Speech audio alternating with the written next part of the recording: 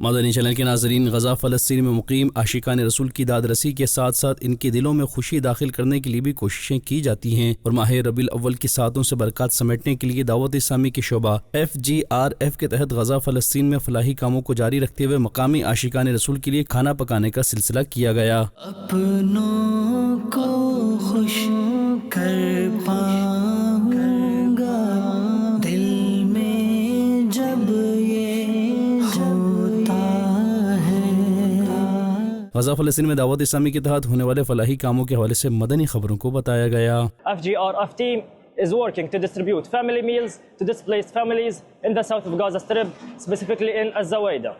Through your unwavering support, we've been able to provide family meals to them with chicken and delicious taste, hoping we can provide more and more, inshallah, with your generous and continuous support.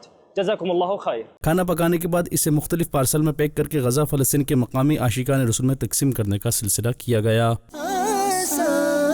مشکل کر دے کسی کی رب کو راضی کر لے اٹھ جا۔ ناظرین، واضح رہے کہ کھانے و پانی کی تقسیم ہو یا پھر خشک سبزیوں سمیت دیگر اشیاء ضروریات کی تقسیم، ان تمام مواقع پر غزہ فلسطین کے عاشقان رسول کی داد رسی کے لیے FGRF نے اپنے امدادی کاموں کو جاری رکھا، اور یہ سلسلہ ماہ ربیع الاول کے ایام میں بھی جاری ہے۔ آپ بھی دعوت اسلامی کے دینی کاموں میں حصہ لیتے رہیے اور اجر و ثواب پائیے۔